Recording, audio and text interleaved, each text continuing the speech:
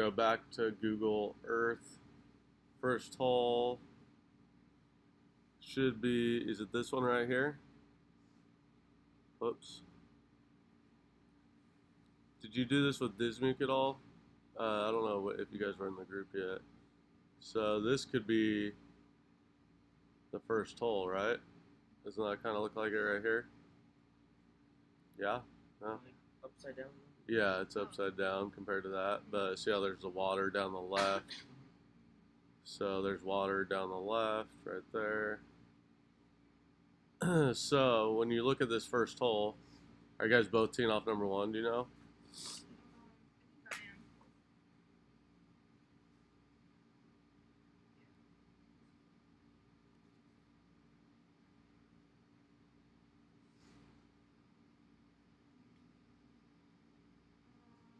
I'm teeing off one. 10. Huh? 10? 10. That is 3D work. Oh.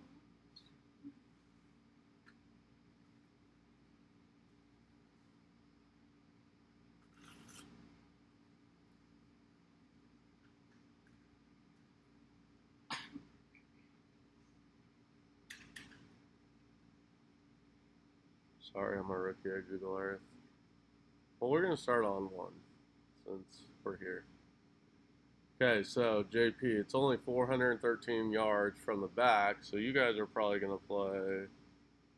Or no, JP, well, what tees do you play? Me?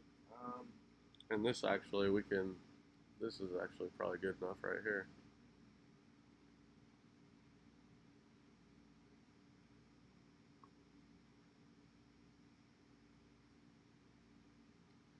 Do you guys usually play the same tees? Who plays further back? Me. Huh? Me. What age group do you play in? Oh, well, like tournaments, we usually do the same fish. You do? Yeah. We're like 12, 14. Oh, cool. They even have a little thing. Okay, so where's the widest part of the fairway? Because there's trouble left, right? So wouldn't this be probably the smartest route right here? Yeah. As long as you don't hit it right there, right? Mm-hmm. So here, do you guys have a notepad? I left it at home. Okay, I'll give you guys a surprise. I'll charge your dad $1,000 for it. I just happen to have yardage books like that over here, so you can map it on Google Earth or this website.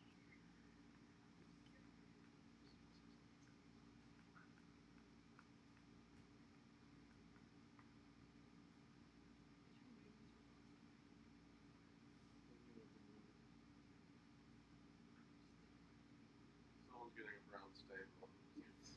Me, please. Here, JP, you open one of those.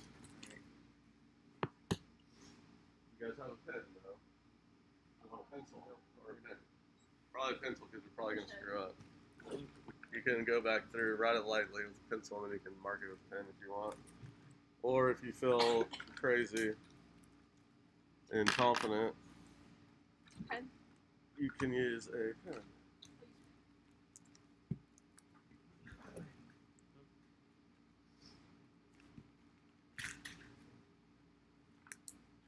Okay, so hole one. So just because this says 238 to here, let me see JP's book. I'll start it. So you're gonna put, what's this course called again? Bay Forest. JP Bay Forest.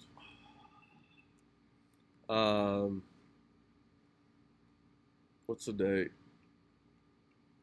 October 6th. So tomorrow's the 7th. Okay, so hole one, you're gonna find out what we know it's par four, never mind. You're gonna have to look at the yardage because they may set the tees anywhere for a tournament. So all you can do is right here. So we got the tee box. It looks like the tee box is ahead of the water, right? So then we got water just past the tee box. H2O. So write that, Anna. So it looks like the water is not in play, right? Even from the back tee. So you don't need to get a distance for that because hopefully your driver over 124 yards. So now it looks like the hole's probably going to play about 390. So if you can shoot those trees on the right and the tree on the left, so that tree there and that tree there, it looks like depending on what tee you're playing, you want to make sure you're safe. So if it's 245 to there, you want to air probably 235 in case something hits a hard spot or rolls out or whatever. So if it's 390, say from there, we're gonna draw trees. So what's 390 minus 230? 160.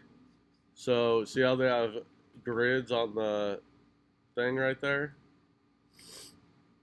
On the no, you're not even looking at your book, and you're nodding yes. I was looking at that. Okay, so the fairway kind of cuts in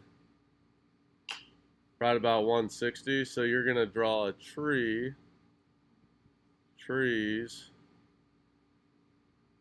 So look how I drew this, and it's sorry, JP, I'm not a good artist, but it kind of cuts in about 160ish. But you're gonna shoot the yardage. Put your yardage from tee, so you know how far to hit it. Okay, because right here, as long as we leave it short, it looks like right there is kind of our widest spot, right? Then here looks like there's another tree, right? So maybe you want to be a little bit more aggressive. You have two options. So option one would be to kind of go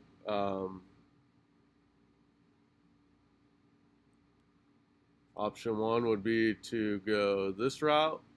Just make sure you're short of that tree. Option two would be a little bit safer, right? And make sure you're short of that tree. Does that make sense?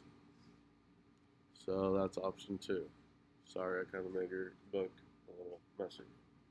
So you got to find these yardages right here. Okay, so now option one, let's just say it's 220 because you might be playing at yards. So your approach shot is going to be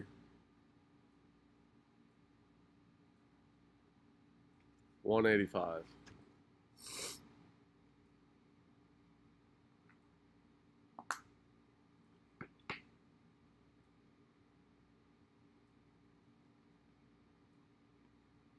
Does that make sense?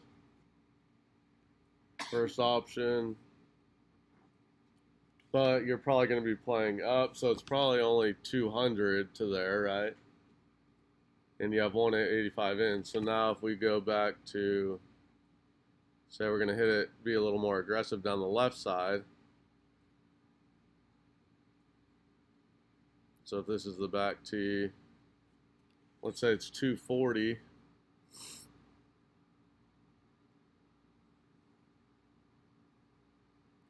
Then you're going to have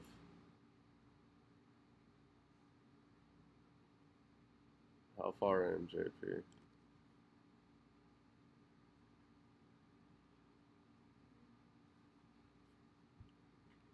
So you got to figure out if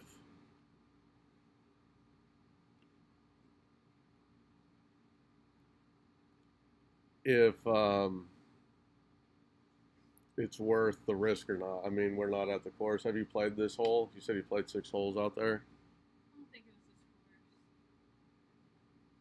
this Okay, so let's do the second one and I can clean this up. So, is it worth risk to go down left side? I would say probably yes. Unless it's super narrow, you don't like the look of it. You're gonna, instead of hitting, what do you hit? 185, 6 iron. So instead of hitting 6 iron, you're hitting 9 iron, right? So instead of hitting 4 iron, you're hitting 7 iron. So I would say it's worth the risk because it's only a 400-yard hole. But if it looks super narrow, then just play it back and make par, bogey at worst. You just got to eliminate big numbers. Okay, so now let's do if we go to Google Earth and go to the green.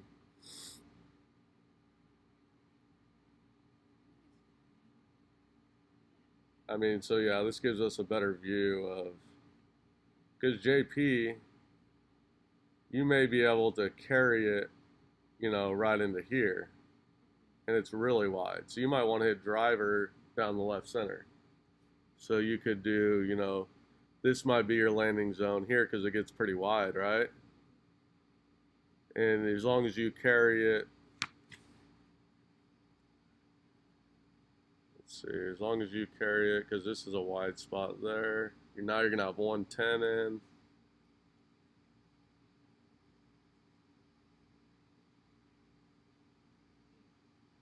Yeah, but that's from the very back.